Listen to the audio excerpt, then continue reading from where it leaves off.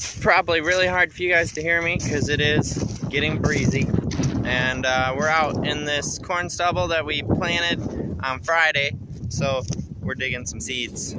We're up in one of the sandier areas of this field. It's nice and mellow. And there's a bean. Well, it's not quite as developed as the last one I pulled out of there. It's got a little sprouted tail on it. Looking good. Should be another one around here somewhere.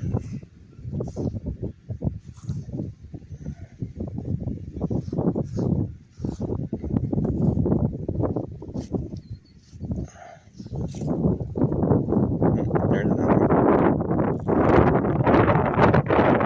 That one's better. That's what I've been finding more consistent. So that's Saturday, Sunday. It's fourth day of germination. That's pretty dang good. It's pretty dang good.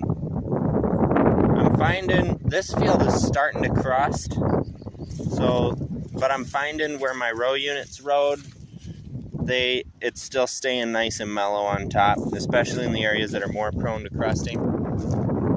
That one was row cleaner pass, so that one's a little drier and a little crustier than, say, this one that is not. It's got moisture all the way to the top still, so that's kind of interesting. The row cleaner one dried out on top. I don't know if that's going to be a disadvantage if you get crusting conditions, but we'll see. But for now, it's in good shape. I guess I should say good morning. We just got Dad fueled up. You just saw across the laneway from the field we planted on Friday. Dad's fueled up. He's fitting this field on this side. That's 58 acres. It's the one we're going to after the one we're in now. It's the last tillage field for soybeans. The rest of them are either... We've got one that's kind of semi-no-till into cover crop, but it's a second year that's had corn in it, and the cover kind of came back in the fall. So that one's kind of like this one up here, and then the other one is... Well, I guess the other one is the same way too. But anyway... heading up to the farm. I'm going to call a seed guy on the way up because we missed our rain this morning. And then there's a 1/4 inch called for today, but they're all 50% chances. So I'm going to see if we can be on a schedule for a test plot tomorrow. And if we end up getting too much rain, then we end up getting too much rain. But I'm going to try and start planting today. And we'll get everything done around that test plot and get the test plot laid out, and then that way when he comes in the morning it's just go and we can knock it out. There's the field we were doing yesterday in the daylight.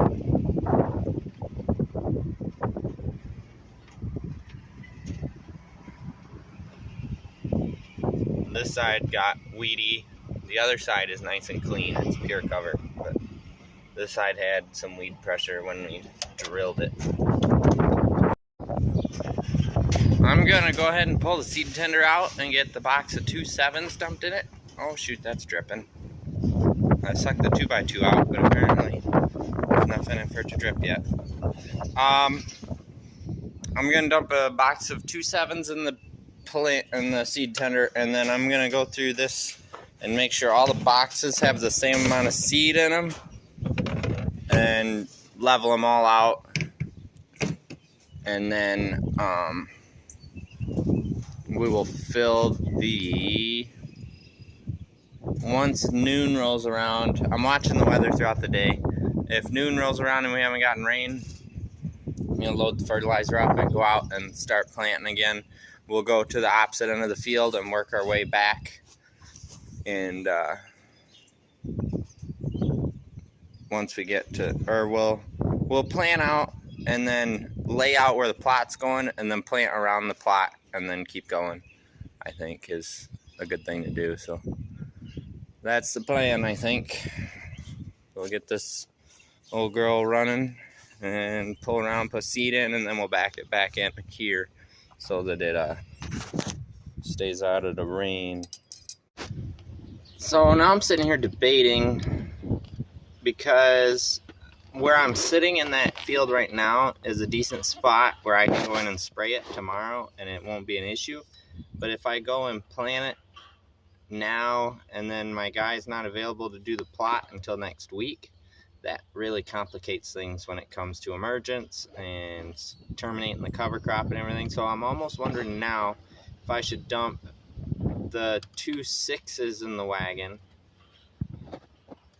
and Dad's only got like 12 acres left, so he's gonna be done fitting that field within an hour, and I can go out and plant that field, and then tomorrow plant the little fields that are just spread out, and then we can come back to this big field next week and finish it and spray it.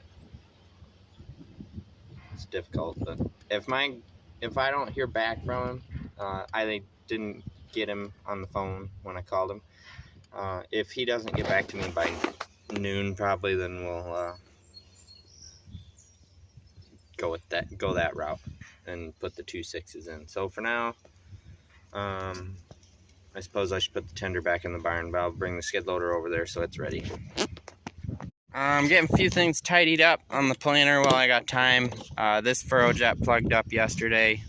The only time these plug is with this style manifold on here. The hose will pop out at some point. I don't know what causes it, but the hoses pop out and then it fills up with dirt after a period of time, and then they plug up. So I'm having a heck of a time getting this nozzle unplugged. The other one's good, ready to go, but once I get it, next year we're going to pull all these manifolds off and put the other style on. It's a hose barb instead of these push-in locks, because I've had enough trouble with these things this year. This is an old style. These are old furrow jets. We bought them used, but the newer style. I have one new style manifold, and it is nice. I haven't had any issues with it, so hopefully we can switch all these out. They're like 20 bucks to switch, and we'll get them switched out. But I heard from the seed guy he can do tomorrow 9:30 a.m. so we're playing it by ear still, obviously, because there is some chances of rain today at some point, but nothing over 50%. So we are going to, we'll end up loading those 2 7s in the tender at some point. Got a couple dark clouds overhead, but we're gonna load the planter here and then back the drill or the tender back in the barn. I need to snap a picture of this. Boom, got it. 2775 E3s are a 2.7 maturity bean. I forgot to mention too, after we got done with the 2.2 maturity, everything is just regular Cruiser Max Apex treated. No more Saltro treatment. Looks like something got into a bag of corn there. That's not good. That rodent just became a $250 rodent. But anyway, we're gonna dump this box in the tender, and we are going to load the planter in the driveway. That way we can back the tender back in the barn in case we have some isolated showers while we're out.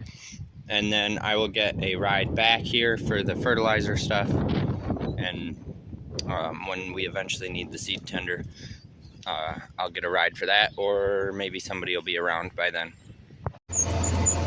We're moving. We're on the far side of the field. That's where we left off the other day, right in front of that truck.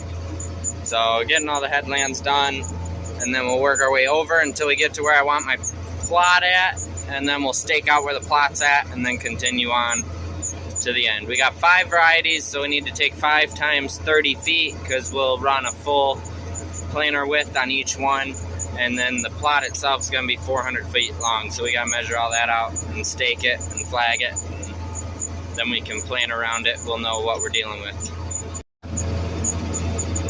Uh-oh. It's raining.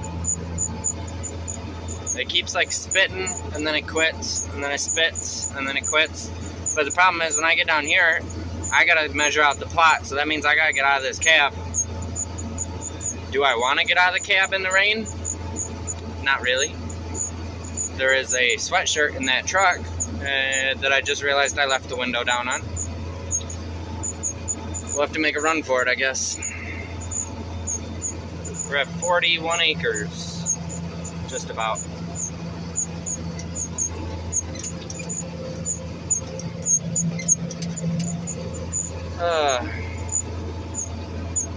Gonna have to check the radar, see how long this is gonna last. So yeah, I'm pretty sure we're done now. It's raining pretty good. And the planter apparently quits planting when it gets wet. So there's a little bit of a population trial there.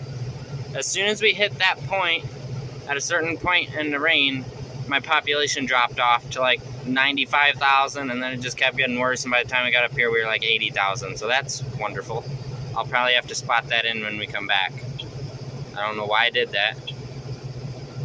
That's the weirdest thing I've ever seen, but something in my ground drive does not like it. And it's something, it's not a fluke, because if it was a fluke it'd be one side that planted low, but it was both sides at the exact same time started planting low. Weird. Weird, weird, weird. But we're gonna have to fold up now, I guess. Don't really want to. Well, actually the rain's slowing down now, and there's blue sky over there. Huh, I'm gonna check the radar. Well, sat in the tractor and waited for a bit, and Dad showed up, and we got this thing flagged. So there's one corner over there. I don't think you guys can see them. They're little green flags. 1.3 acres is what this total test plot comes out to. It's 400 feet long, 150 feet wide. There's 5 varieties, 30 feet strips, 30-foot strips of each variety. So that's all ready. Alrighty, so yeah, the planter doesn't like planting on wet ground. I think the ground wheel started slipping. We went from 125,000 on this last 50 feet down to like 80,000. So we'll have to let it set for a bit, dry out, and we can come back a little later. I messed up. I ended up out of infurrow in the back of the field, but we are done around the plot, so we can start right back up at the very front of the field and go down. We're at 47 acres. We've got 19 left, something like that. So we'll run up to the truck, pump off some infurrow. There's also an accidental 2x2 trial in this field because somebody, namely me, forgot to turn the valves on the 2x2 for an acre or two. It wasn't a whole lot, but I noticed it. I looked back and all of a sudden I'm like, that's weird. My gauges are at 0. And then I'm like, oh no. I knew exactly what it was as soon as I saw it. But infurrow's coming out pretty much on the nose, so perfect. Last day of beans, we can have infurrow on everything at the right rate. So anyway, it's only 5:30, so I should easily be able to get this last 19 acres done in an hour and a half, 2 hours, and be home by 8. Probably leave the planter out here, take the truck up, because we'll be back out here 9:30 a.m. to do the plot. So, yep. I'll see you guys again if anything unfolds. Now we're at 50 acres. I'm almost 99% positive that I need seed. So Dad is already on his way down with the tender. I'm going to crack a box open and see where we're at. Yeah. Getting probably would have made it around, maybe. But we'll get filled back up again. We got 16 acres left. Well, technically 15, I guess, because the plot's a little less than an acre, a little more than an acre. So, oh yeah, that one wasn't gonna make it. Yepper. Well, Dad just passed in the truck, so I don't know where he was, but now he's going back to get the tender. I'm gonna have to do something with that infurrow tank, I think, before we start corn. You can see she's really started to lean backwards. I don't like it. The tank itself is rotated in the saddle too, but the actual bracket itself has leaned back quite a ways. I'm thinking if I cut a tube and come off of the frame there, this is gonna be welded on, I think, because that's the only way to attach it. And come off of that and come up to this cross member here. Something like that. That's a square frame or square tube. I think I have another set of U-bolts. So I could take a flat channel or flat stock and run it up and down with a U-bolt and then weld that on. So that might be what I do. We gotta do something though, because this I don't feel like it's gonna last through corn, honestly, before it snaps backwards. Long term, these 6 tanks are gonna go, and we'll put 2 big tanks on in the middle, and then have that tank out on a wing where it's down low, and then we can eventually add another one. But for now, this is what we got to work with, so I'm gonna have to figure that out. But it doesn't look too bad, I guess. We'll get it done once we're done with beans. Got 6 acres left, and I might have enough. I've got like just the amount of 2x2 I need. I hope I'm not off on the rate now. Let's see how much is in here. Yeah, there's a little more in there than what I would like to see. Maybe I mixed wrong today. I was having issues figuring out what my quantity needed to be today for some reason, but I might have just mismixed. So, I don't know.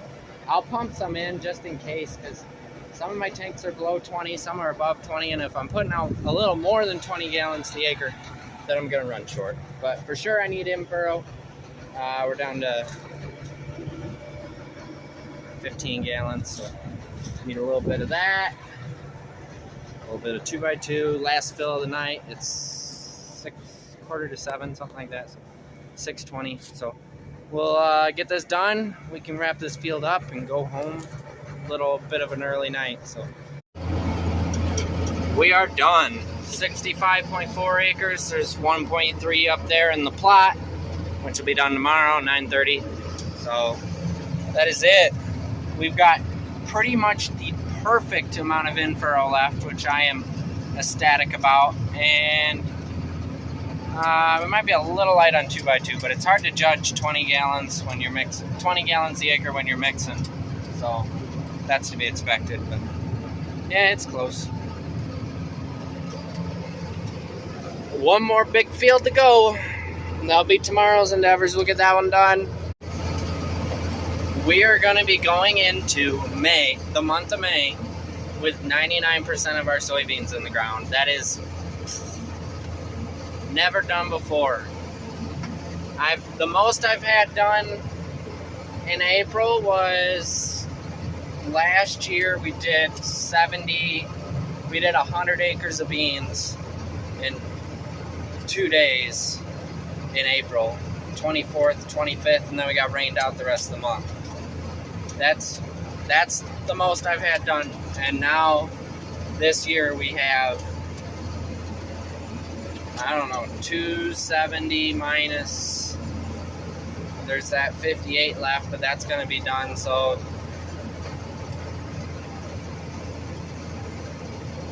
200 and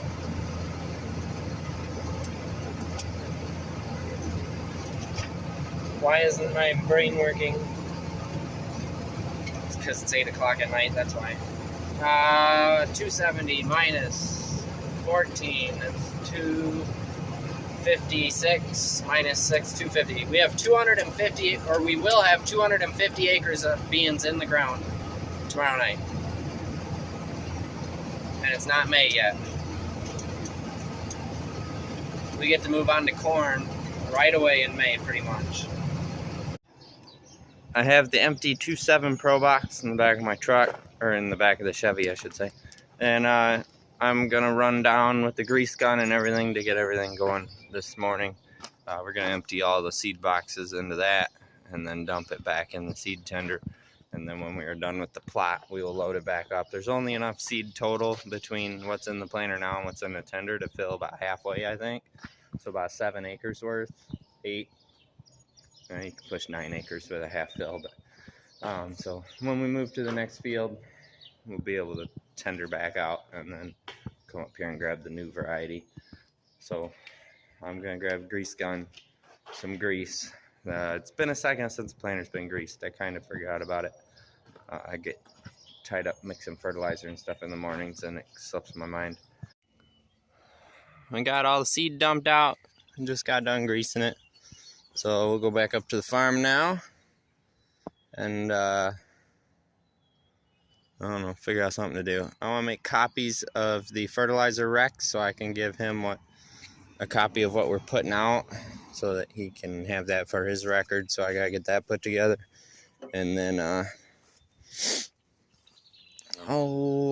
when he comes down, we'll bring the diesel because we gotta fill back up with 2x2. So, and then we'll be all set. We're pulled in. That's the 24 we planted last week on Friday. And then this is the field we're gonna do today. 58 acres, fit down, so it's gonna be nice, easy going. Yeah, that field's died off nice. We sprayed that a couple days before we planted it, so it wasn't quite dead yet when we planted.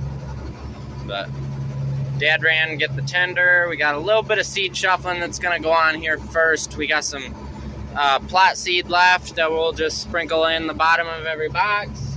And then there's about a half a planter full of 2.7s left that we'll fill up. And then I'll probably ride up with Dad and we'll dump the 2 boxes of 2.6s in and then come back out with them and we'll plan out the 2.7s and then fill back up again with the 2.6s. And that's our final variety for the year. So it's winding down here, folks. Soybean plant 25 is on the final phase.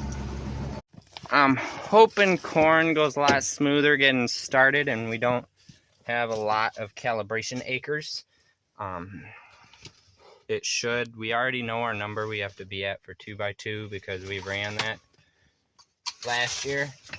So we just have to deal with getting our info set, which obviously we'll start with the number we finished on for beans because we're up in a gallon but losing a half a mile an hour. So I'm hoping that puts us pretty close because we are pretty close with the 2x2 to where we plant for corn. Corn's 3.5 mile an hour at 25 gallons to the acre. And now we're doing 4 miles an hour at 20 gallons to the acre. And we had to change from 25 PSI to 24 PSI. So it's pretty close. But then what am I trying to say? I'm hoping the info will be close. It'll probably be a little higher. It'll probably go the opposite direction. It'll probably be a little higher PSI rather than a little lower. I just put a strap on that tank. We're hoping for rain tomorrow. We're gonna fix this, fix the leak. That way we got a good working planter for the last 45 acres of beans, and it's not 45 acres, it's 25 acres. What am I thinking? And then for corn, we'll have a good solid planter. So hoping, here's to hoping, but Dad's here. We're gonna fill a seed and I'll see what he wants to do. I'll probably ride up with him so I can bring the tender back. We got the field opened up. We're going back and forth, back and forth. Got 14 acres, and all I've done as far as the middle of the field is I've made one pass on these short rows here. You can see to that tree there behind me, to those trees. This field has a lot of headlands. Ta-da! So, yep, back and forth now. Tender is pretty much empty now.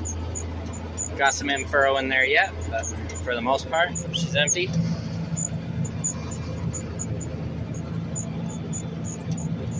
We're not gonna let this drop below 65. That's where I think the sweet spot is on this new blend. 58 seemed to be the sweet spot on the last one because we were running 2 gallons of 318-18, which is 11 pounds per gallon, I think. And then, so you're cutting half of the carrier with water. So now we're running 4 gallons of 318-18 and way less water. Like we put 5 or 8 gallons of water in the whole thing. So now we need to bump the pressure up. We got heavier products. It's harder to push. So that's why we're doing that. And I've already ran a field with 4 gallons at 57 psi, and it wasn't even close to rate, so I'm not even gonna start down that low. Sitting at 29.2 acres done of this field. Parked it here. There's a driveway right there, a little bridge over the creek. I'm gonna walk all the way over, where is it? There, on the other side of those trees there, and get the seed tender, drive it over here, top the planter off, and then walk back over, grab the liquid tender, that's empty, run up to the farm, refill it, and bring it back over here. The rest of the field gets worked off of this end, so it'll work better having everything at that driveway instead of over there. But I started in those short rows in the back, so that's why we're up there. Just gonna get some things shuffled around here, get some stuff refilled, move back to planting probably within an hour. So see you guys in a bit. I forgot to mention too while I'm walking, we dropped our population on this field, being tilled corn stubble. We're running more in that 120 to 125 in that lower half of the 120s, whereas when we were no-tilling, we were in the upper half of the 120s. So cut the seed back a little bit, saves money, or try and offset the cost of fuel it costs to till, basically is what you're trying to do. But yeah, now I'm into a spot where we held manure. I can see it on the ground. I don't know if that'll make a difference this year or not, but you gotta get rid of it somehow. Seed is now topped off. Oh, it's getting breezy now. Better calm back down before I have to spray. Now I'm walking back and get the tender now, the fertilizer tender. So we're all set.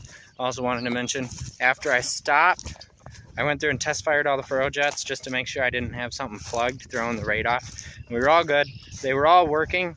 I had one that was plugged on one side, but that shouldn't affect rate flow. I was trying to get it unplugged, but my cleaner, I can't find the right size cleaner to stick up in there.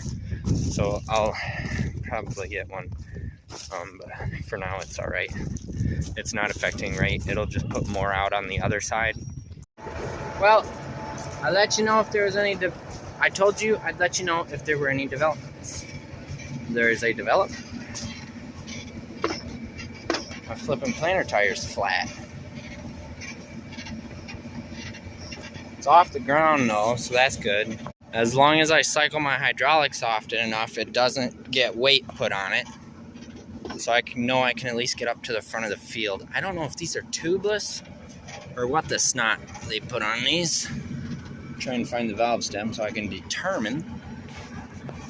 Oh, the valve stem's gone. That's wonderful. Look at that. Valve stem broke off. Lovely. So lovely. Now, what the heck did I grab to snap a valve stem off? Huh. Well, that's interesting, to say the least. I think it'll get us through tonight, though. Maybe. I don't know. Maybe. Probably not. Maybe. Dad's coming to get the tender, so we're going to top off. Once we top off, it should get us through the rest of the field, I think. We're at 49.5 acres. So we got 20 acres left. Easily should be able to get that on a planter fill, I would imagine. So we're going to get everything topped up. And he's also bringing what we think we need to take that wheel off. If we can run without it, we'll try and do that, but I don't know if it'll work. I don't know how the hydraulics are going to respond by taking that off. We shall see. While Dad's working on taking the wheel off, I'm going to show you guys. This is our 2x2 placement along the row. We're about, 2 inches off of the middle of the furrow. So it does a good job. A lot of times you'll end up with one like this, where it kind of quits dribbling on one side. That's just a low volume deal. We're not running a high enough volume or at a high enough pressure to get it to separate well, but that's what the majority of them look like. So right there we got our liquid potassium and our boron right there along the edge of the trench. Same with that one. That one got a little crazy for some reason. I don't know what that's all about.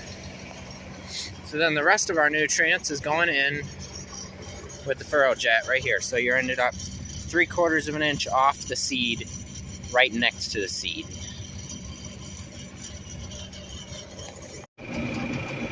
All right, it ain't ideal, but it's gonna have to work. It's 9 o'clock at night. There ain't nothing else we can do about it. Rain coming at midnight. I ain't gonna get that cover crop field sprayed though. This is gonna take an hour and a half at least. And at that point, I should be wrapped up spraying before rain comes. So Roundup and Enlist needs hour and a half before rain, at application. So, oh well. Get it on Saturday maybe. You can tell it's late, and you can tell I've been up late multiple nights this week because I was wrong when I said 49 and then we have 8 acres left. It's 39. We do have 19 acres left. So we are going to be out here for another 2-ish hours. So it'll be 11 o'clock by the time we come home. My windows are fogging up. Come on. I don't want to run the air conditioning, but it's the only thing that keeps them from fogging. Oh well. Got some night action. I gotta watch that bracket. It'll drift down since there's no weight holding it up. And I got my markers turned off. So I just gotta push the lower lever every now and then and push that bracket back up. Like right now it's pushing. Now it's out of the way again. Perfect. And I gotta just do some adjustment there, but it's slowly coming back to normal. I'm gonna run it around 70, try and make sure we burn everything up tonight. Well, starting to rain again. Hopefully we can break this field out. We got 4 acres left, 3.5 maybe. So it can hold off. It can hold off. Trying to do multiple things one-handed here. Not doing any of them well. You can see tanks are starting to get dirty. About out of in-furrow up there, but it's light. There's 50 gallons in the tender yet, and there shouldn't be. Oh well. I just can't hold this higher concentrate stuff at a good rate. Look, I'm running 77 PSI. Notes for next year, notes for next year. Anyway, yep, still rolling. 10:30. We'll be done here in 30 to 40 minutes. I think, I hope. Alright, we're gonna guess what time it is. I say 11:15. Oh, 11:18. Pretty close. 60 acres done. Finally. So we can event, close, yes, boom. Shut that off. I gotta get out, close the 2x2 valves, take the tank off, or the strap off that tank. Otherwise, when I fold up, I will tear that tank right off the planter. And fold up, put the locks on, and then we can head up. And then I'll go ride back for the fertilizer tender. Hope you guys enjoyed. Got a little drama in this one with the wheel and all, but it wasn't a big deal. It just set us back an hour, I think. So, valves off. Ratchet strap. So yeah, in-furrow, when it comes to 4-gallon rate of 318/18, we are off still, and I've pretty much got the pump maxed. So the only thing we could do really, and since I only have one field that's like 14 acres, that is on that rate, I am not going to screw around with anything, but what we would end up doing is cutting those metering tubes back, which we're going to end up doing for corn here, I think. Cutting those metering tubes back so that it increases or decreases the back pressure. Decreases. And then, yeah. But got a lot of math to do between this planting season and next. That is for sure. Try to scrape this up here so I don't lose it going down the road. that would be bad. Close this. Yeah, so I have 40. Yeah, 40 gallons of Impero left. So I was like, I wasn't a gallon off, but I was 3/4 of a gallon off, 0.7, 0.6, somewhere in there. Which I was 0.6 earlier in the field and I adjusted up, so I don't know how that makes any sense. Oh well. Thank you guys for watching. Like, comment, and subscribe. You probably are going to see me tomorrow, but it's going to be afternoon. I'm sleeping in since it's going to rain.